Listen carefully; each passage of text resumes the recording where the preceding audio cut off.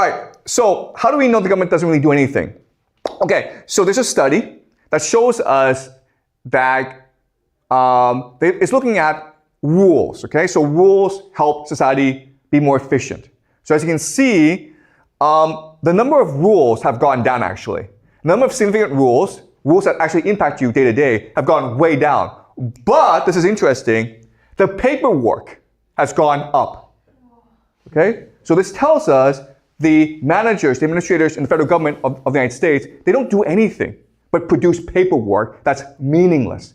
That has actually no impact on the lives of ordinary people. Okay? Okay, let's look at the military. So everyone believes that America has the world's greatest military because it spends the most on the military and has all these high-tech weapons, right? The problem is the bureaucracy in the military right now. So you see what's happening is an increase in management because the ratio of manager, officer to soldier is going down. Okay, so you have more officers and less soldiers. That's a problem when you're fighting a war.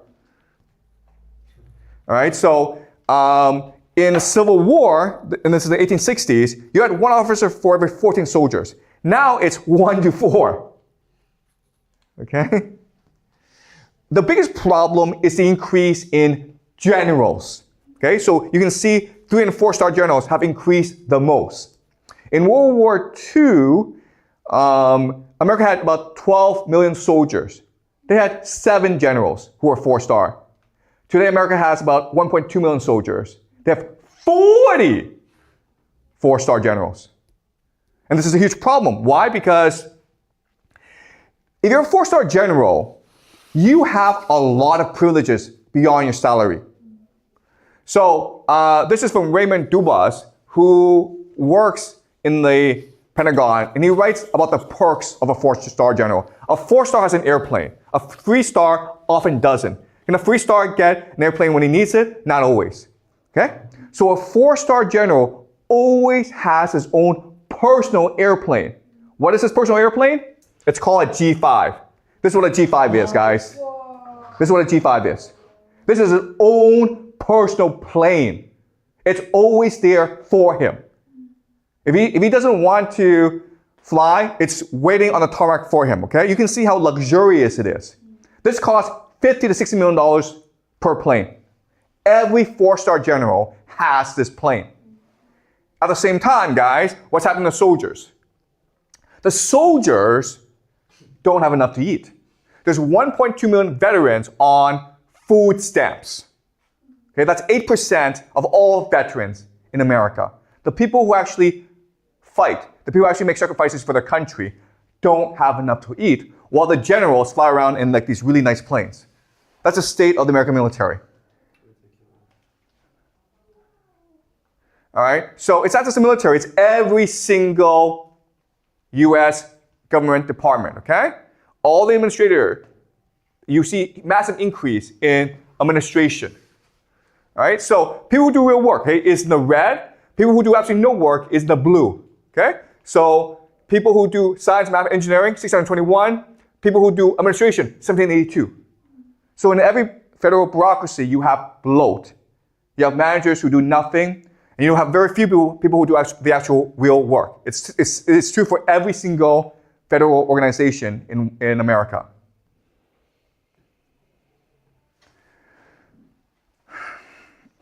So this just shows you the ratio of managers and supervisors to other employees.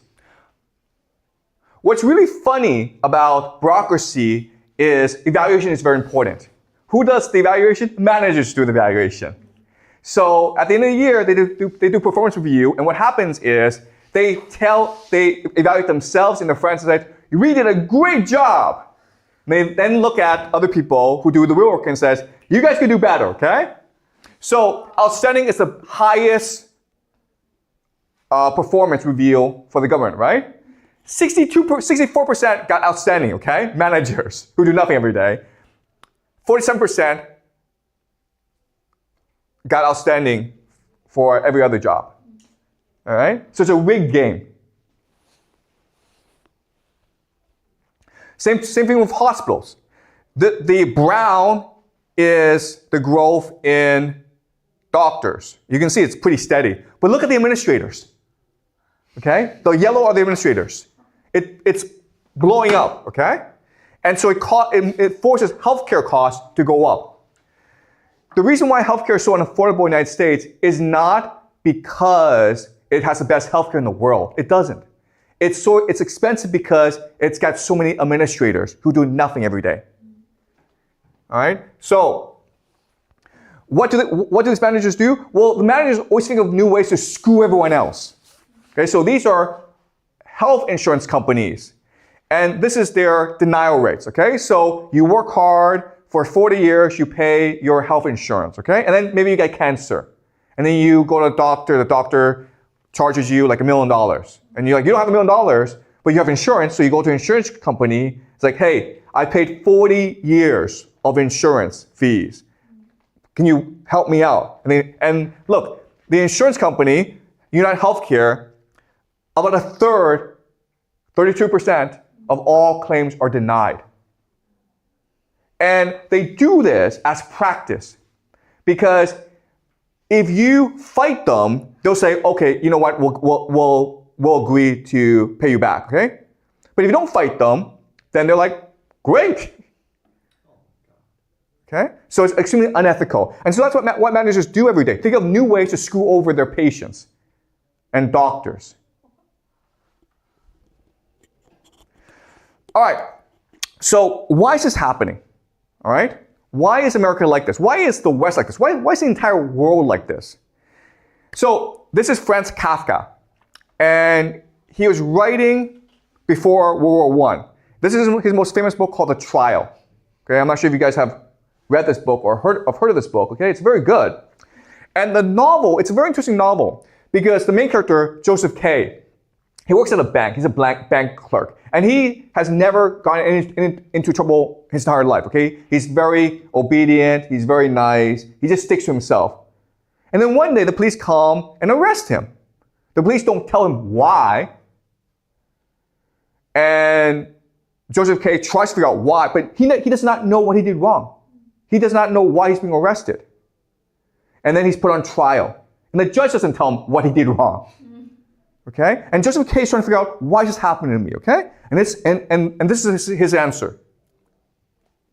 Its purpose is to arrest innocent people and wage pointless prosecutions against them, which, as in my case, lead to no result. How are we to avoid those in office becoming deeply corrupt when everything is devoid of meaning? Okay?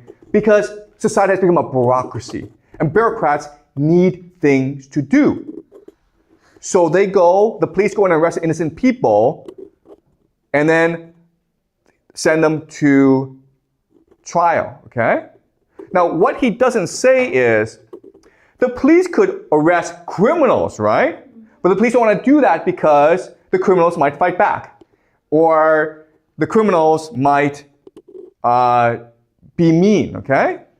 They rather arrest an innocent person because they know the person will be compliant.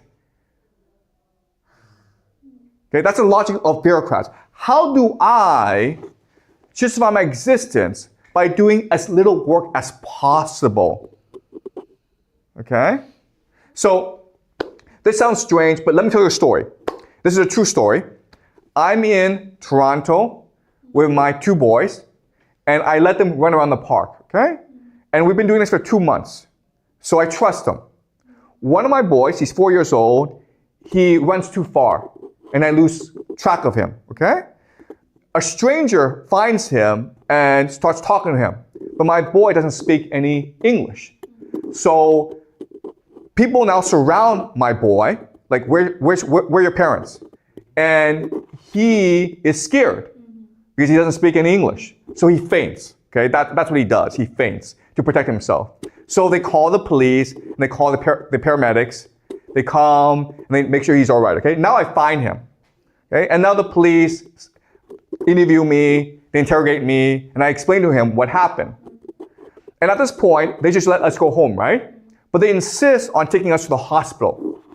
I'm like, if we go to the hospital, we could be stuck there for like 12 hours. We can be in line, and like the paramedics, the MAT has already told us there's something wrong with him. Okay, it's not heat stroke, he just fainted. But he's fine. His vital signs are fine. But the police kept on insisting. Meanwhile, there's a fight going on at the park. Okay? And I'm thinking to myself, why are you guys bothering me and not going to arrest those guys who are fighting somewhere else? And the answer is because it's easier to deal with me than it is to go arrest those guys. Okay? That's how bureaucrats think. They're always thinking of ways to justify their existence, but not do real work. Okay? And that's the message of the trial. Eventually, society becomes so bureaucratic that the bureaucrats only think about how to make problems for ordinary citizens because life becomes easier for them.